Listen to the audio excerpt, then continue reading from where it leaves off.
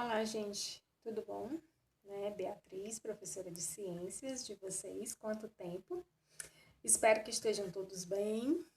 Hoje estamos aqui para ver o capítulo 5 do livro de vocês. O capítulo 5, ele fala sobre a reprodução sexuada e assexuada dos animais. Nós vamos tratar nessa aula da reprodução sexuada, certo? Em breve eu coloco mais material para vocês falando sobre a reprodução assexuada. Então, hoje nós vamos focar na sexuada. Então, vamos lá. Para começar, nós vamos falar sobre gene. O que é um gene? A gente escuta muito falar, nasceu ali o bebezinho, isso aqui puxou o papai, isso aqui puxou a mamãe, né? Até mesmo quando cresce, mas você é a cara do seu pai, você é a cara da sua mãe, você parece com o seu avô, você puxou a sua avó. Então, isso daí são o quê? É o que nós chamamos de características hereditárias ou características genéticas. É aquela característica que é transmitida dos pais para os filhos. Mas como é que essas características são transmitidas? Só porque mora junto, passa. Como é que isso acontece? Então, para explicar como é que isso acontece, a gente tem que entender que nas nossas células, dentro de cada célula existe uma partezinha que é como se lá tivesse gravado como é que você vai ser. Todas as suas características estão ali naquele pedacinho gravado, certo? Esse pedacinho onde estão as minhas características lá nas células é o que eu chamo de gene. E esses genes é o que dão origem ao nosso DNA, certo? São nesses genes aonde estão as moléculas de DNA. Por isso que a gente vê, até nesses programas aí de televisão, aquela história, o filho é seu, não, o filho não é, então vamos fazer um exame de DNA. Por que o exame de DNA vai mostrar se aquele filho é ou não é? Porque ele vai justamente fazer uma leitura desses genes. Eu sou a mãe, então eu tenho esse DNAzinho lá escrito. Essas são as minhas características, certo? Tem lá escrito lá no meu DNA. O pai da criança tem lá escrito. Quando, vai fazer a reprodução, que nasce uma criança, aquela criança é uma mistura da combinação daquelas características, certo? Então, por isso que o meu exame de DNA vai dizer se é ou não é o pai da criança, certo? Porque tá lá escrito no DNA, quais são as características. Então, quando faz o exame lá, tem isso aqui não tá batendo, não se encaixa nem no DNA do pai em canto nenhum. Então, não é o pai. Agora, quando bate lá tudinho, então é o pai, certo? Então, é mais ou menos isso, resumidamente. Então, quer dizer, o gene, ele é esse segmentozinho, um pedacinho da molécula de DNA, certo? Que é onde tem as características. Tem um gene que vai dizer qual é a cor dos meus olhos, tem um gene que vai dizer qual é a cor do meu cabelo, tem um gene que vai dizer se eu sou alta, se eu sou magra. Tem um gene que vai dizer se eu tenho disponibilidade para certas doenças, que tem origem genética, Então, tem aquele gene que vai determinar se eu tenho tendência a ser obesa. Então, para tudo, para todas as funções do nosso organismo, tem um gene. E todas as nossas células, ela carrega essa base, que é a base genética. É a nossa genética. Vê uma pessoa bonita, você escuta, tem uma genética boa. Ou seja, tem as características, boas. São as características que estão nos genes, certo? Então, toda vez que eu falo de característica hereditária ou característica genética, eu estou falando de quê? Das características que são passadas através dos genes, ou seja, são transmitidas dos pais para os filhos. E o que é a genética? É a ciência que estuda justamente os genes, como é que eles são transferidos para seus descendentes. Né? Quem faz o estudo dessa parte dos genes é a genética. O que são mutações gênicas? Também, né, até nessa onda aí de coronavírus, vocês já ouviram falar, o gene já sofreu mutação. Não, o gene não sofreu muitas mutações, mas já sofreu algumas. E se o gene sofrer alguma mutação, o que é isso? Tá, mutação é uma alteração que modifica os genes, certo? Ela vai modificar aquele gene, ele determina determinadas características. Só que devido a algum fator, houve uma alteração. Esse gene aí não vai mais determinar essa característica, vai determinar outra característica. Então, essa mudança do gene é o que eu chamo de mutação. E o que faz essas mutações acontecerem? Quais são os fatores que causam essas mutações? Por exemplo, a radiação solar ultravioleta, a radiação nuclear, né? Tem alguns exames que usam radiação, o pessoal não deve fazer muito. Por quê? Porque podem alterar, né, e causar mutações nas nossas células. Algumas substâncias químicas, como aquelas encontradas na fumaça do cigarro, também causam mutações. E essas mutações, gente, nem sempre elas são ruins. Às vezes tem mutações que são boas, né? Tem mutações que podem causar doenças, até a morte, mas tem mutações que podem ser boas. Por exemplo, tem um determinado inseto, né, que ele está sempre em contato com inseticida. E ele cria uma mutação, ele sofre uma mutação, que nessa mutação ele fica resistente a esse inseticida. O que vai acontecer? O agricultor pode ir lá, pode tacar inseticida, né? Mas ele não vai morrer. Por quê? Porque ele criou resistência. E se nas células dele ele conseguir transmitir essa característica para os seus descendentes, essa característica vai perpetuar pela espécie. Então, quer dizer, vão criar insetos, vários insetos que vão ser resistentes a esse inseticida. Então, a mutação, ela pode ser boa? Pode. Ela pode ser ruim? Pode. Certo? Então, vai depender do que essa mutação vai causar. Ok? Então, para falar também da reprodução sexuada, nós precisamos falar de divisão celular. O que é a divisão celular? É o processo que acontece com as nossas células. As nossas células estão sempre em divisão. Por exemplo, se eu me cortei, vou ter que fazer uma cicatrização. Como é que essa cicatrização acontece, né, a nível celular? As minhas células vão se multiplicando para formar novas células, né, e fazer a cicatrização. Então, esse processo acontece por divisão celular. A criança, quando está em crescimento, a criança é pequenininha, como é que essa criança aumentou? Como é que ela cresceu? Por causa do processo de divisão celular, certo? Existem dois tipos de divisão celular, a mitose e a meiose. Qual a diferença? Observe aí nessa imagenzinha que eu coloquei, na primeira figura, que está bem do lado aí do texto, certo? Do lado esquerdo, tem lá uma partezinha vermelha dentro da célula, outra azul, né? Aí a gente diz que é um material genético. Observa, o que vai acontecer, ó, da primeira célula para a segunda célula. Esse material genético, lá dentro da célula, ele começa a aumentar. Ele começa a se duplicar, certo? E aí o material genético dobra, a célula vai crescendo e na figura seguinte a gente vê duas células que copiam esse mesmo material genético, ó. O mesmo vermelhinho tem igual o azulzinho. E aí vai dar origem a duas células exatamente iguais, né? Então, uma célula se dividiu em duas e as duas são exatamente iguais à primeira. Esse processo aí é o processo da mitose, certo?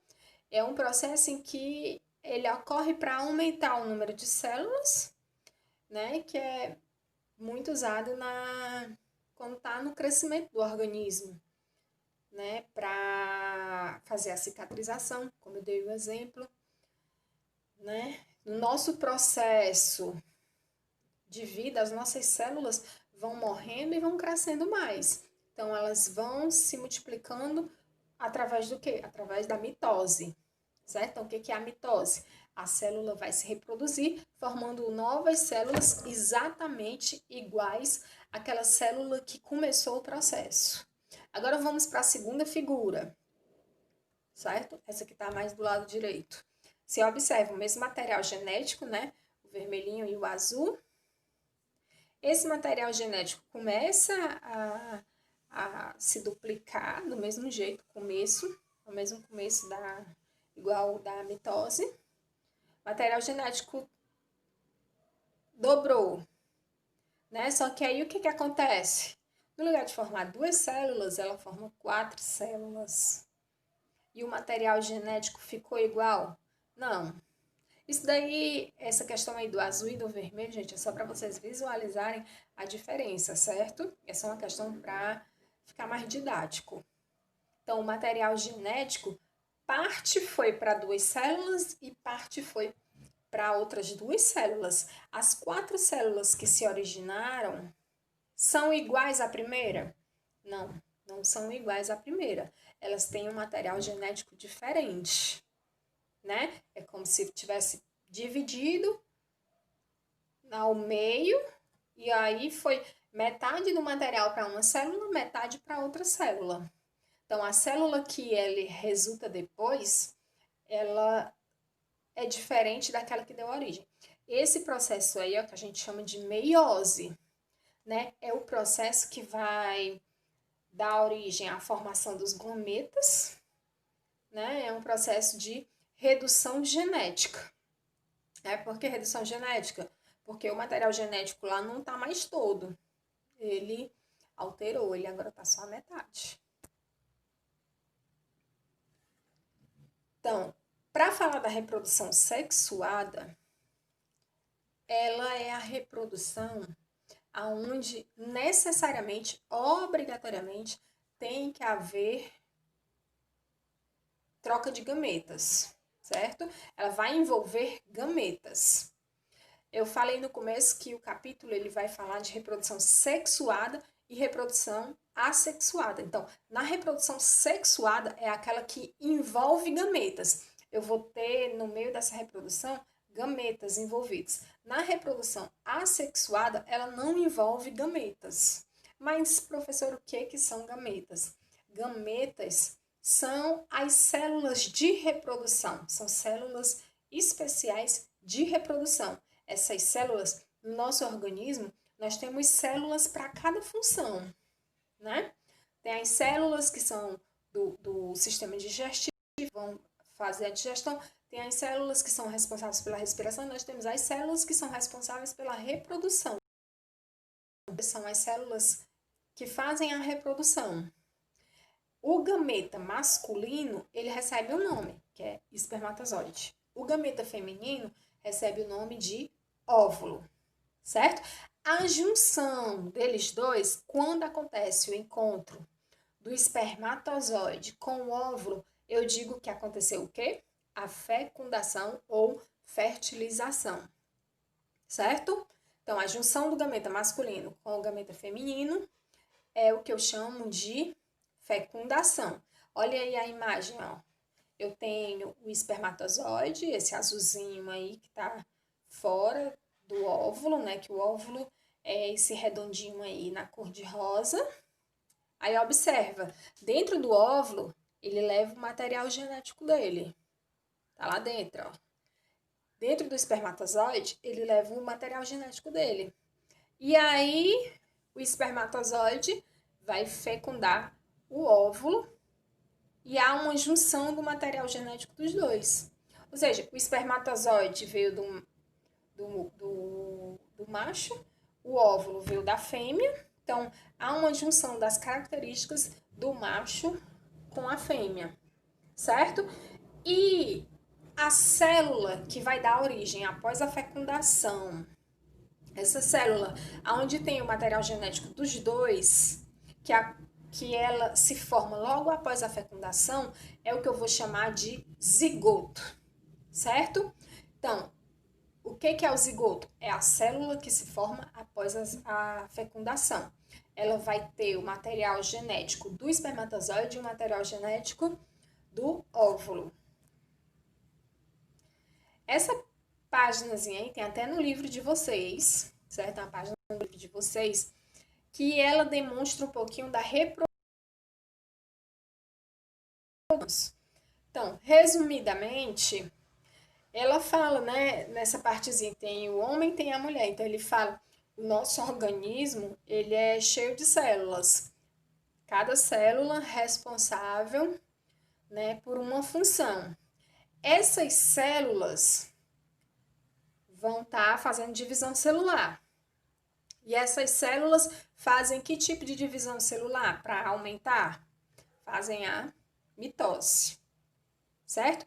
E as células que são ligadas à reprodução, elas vão fazer que tipo de reprodução? A meiose. Então, vão ter, através da meiose, eu vou ter as células, né, de reprodução masculina, os espermatozoides, e vou ter as células de reprodução feminina, que são os óvulos, né, os gametas masculinos e os gametas femininos. Acontece a fecundação. Quando acontece a fecundação, a junção do material genético dos dois e vai formar a célula zigoto. Então, no primeiro momento, eu tenho o zigoto, que é uma única célula. Essa única célula, ela vai dar origem a um embrião. Como é que essa única célula vai dar origem ao embrião? Ela vai fazer várias mitoses, várias divisões celulares, aonde ela vai se multiplicar. Então, eu tenho uma célula, ela recebeu o material genético masculino e o material genético feminino, certo? E formou o material genético dela. Então, esse material genético dela vai começar a se multiplicar através da mitose. Essas células que vão se formando, gente, elas são exatamente iguais. Depois, o que vai acontecer com elas? Elas vão começar a se especializar. Né? Elas vão se multiplicando com o mesmo material genético, mas vão criando funções específicas. Essa célula aqui vai ser que vai dar origem ao coração, essa outra vai dar origem ao sistema respiratório, e aí vão havendo milhões de divisões celulares. Né? E daí vai formar o embrião, que vai dar origem, né, à criança, certo? Então, daí ao novo ser, né? Aqui nós estamos falando da reprodução humana, mas essa análise geral, ela vale para os outros animais também. Então, vamos lá. A gente já viu mais ou menos como é que acontece a reprodução nos humanos, né? Agora vamos ver uma visão mais ampla de como é que é a reprodução sexuada, pegando todos os outros animais. Então, eu vou ter dois tipos de meio de acontecer a fertilização. A fertilização, o que é a fertilização? É a junção do gameta masculino com o gameta feminino. Essa fertilização, ela pode acontecer dentro do organismo ou fora do organismo. Certo? Então, quando ela acontece dentro do organismo, eu digo que aconteceu uma fecundação interna. Esse tipo de fecundação é a fecundação que acontece, por exemplo, nós humanos. Né? A fecundação acontece dentro do corpo da mulher. A fecundação da maioria dos mamíferos é uma fecundação interna, né? Você vê a fecundação dos cachorros, dos gatos, né? Todas são fecundações internas, acontecem dentro do organismo, né? Geralmente, quase todas no organismo feminino, né? Então, o macho, né, coloca dentro da fêmea os seus gametas e o espermatozoide fecundação interna. Já a fecundação externa, ela vai acontecer fora do organismo. Por exemplo, os sapos. Como é que acontece a fecundação dos sapos? O sapo macho vem, pega a fêmea pelas costas e, tipo, dá um abraço nela, né? Ele acocha a fêmea. Quando ele acocha a fêmea libera os óvulos dela. A fecundação externa, gente, ela precisa da água. Por quê? Porque tanto o espermatozoide como os óvulos, né, eles são muito frágeis e se não for na água, eles vão desidratar, né? E como também na água facilita para eles se encontrarem, né, do que tá no meio terrestre. Então eles precisam da água para não desidratar logo, principalmente. Então, a fêmea vai e solta os óvulos dela. Quando ela solta os óvulos, aí o sapo libera os espermatozoides dele. E esses espermatozoides vão atrás de fecundar os óvulos. Então, a fecundação vai acontecer fora do organismo, certo? Aí, do lado você tem um exemplozinho, né, da tartaruga, colocando os ovos dela. A tartaruga, ela é fecundada internamente, a fecundação acontece dentro dela, né? Depois ela põe os ovos. Vamos falar sobre isso agora, né? Que é o desenvolvimento do zigoto. Acontece a fecundação, esse zigoto, né, vai se desenvolver, vai dar origem ao embrião. Como é que esse zigoto vai se desenvolver? Nos insetos, nos répteis e nas aves, por exemplo, né, eles põem ovos. Depois que acontece a fecundação, acontece a formação da casca do ovo. Dentro do ovo, ele vai ter uma reserva nutritiva. O embrião que se formar lá dentro, ele vai se alimentar única e exclusivamente daquela reserva nutritiva que tem dentro do ovo, certo? Então, o material para ele se nutrir, se alimentar, vai estar todo dentro do ovo. E aí eles põem o ovo. Após a formação do ovo, ele vai e põe o ovo, certo? A casca do ovo, por exemplo, dos répteis e das aves, ela é formada de carbonato de cálcio. E é interessante porque o carbonato de cálcio, ele não deixa a água sair do ovo. Por quê? Para que esse embrião não desidrate. Então, lá dentro tem toda a água que ele vai precisar. Agora, esse carbonato de cálcio que está formando a casca, ele permite a entrada do oxigênio. Então, o embrião lá dentro, ele consegue respirar, né? Fazer essa troca gasosa. O oxigênio entra no ovo e o gás carbônico sai do ovo. Então, há essa troca gasosa por meio da casca. Isso é bastante curioso, porque a água, né, como a natureza é inteligente, a água fica lá dentro, a água não passa, não sai. Mas o gás carbônico consegue sair e o oxigênio consegue entrar. Então, nesses animais que após a fecundação há a formação do ovo e eles põem esse ovo, eles são chamados de ovíparos, certo? Quando o desenvolvimento do zigoto acontece dentro do organismo da mãe e não tem a formação do ovo, o embrião ele vai retirar do corpo da mãe tudo o que ele precisar para crescer, né, para sobreviver.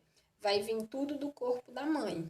É o exemplo que acontece com nós seres humanos, né, e com a maioria dos mamíferos, né? Nesse tipo, nós chamamos de animais vivíparos. Então, o que são os vivíparos? É porque o embrião, o zigoto, ele se desenvolve dentro do corpo materno e ele retira todos os nutrientes do corpo materno.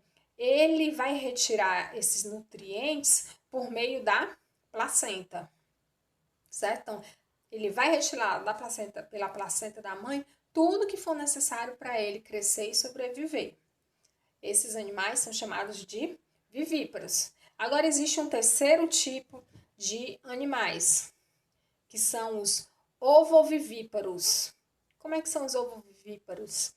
Eles têm a formação do ovo, após a fecundação, a formação do ovo, só que a fêmea não coloca esse ovo para fora. O ovo fica dentro dela e o zigoto e o embrião vão se desenvolver lá dentro da fêmea, certo? Agora, por ele estar dentro da fêmea, não significa que o ovo vai retirar nutrientes da fêmea, né, para que esse zigoto cresça, não. Da mesma forma dos ovíparos, eles vão retirar o nutriente apenas de dentro do ovo, certo? Então, o ovo está lá dentro da fêmea, mas ele vai sobreviver com os nutrientes apenas do ovo, certo? Depois, quando for nascer, aí ele põe esse ovo para fora, né? Ok, gente? Então, ficamos aí. Na próxima semana, se Deus quiser, nós falaremos sobre a reprodução assexuada, tá bom? Bons estudos para vocês. Agora deem uma olhadinha nas questões do livro e resolvam. Qualquer dúvida, estou disponível no WhatsApp para tirar as dúvidas de vocês, tá bom? Um grande abraço.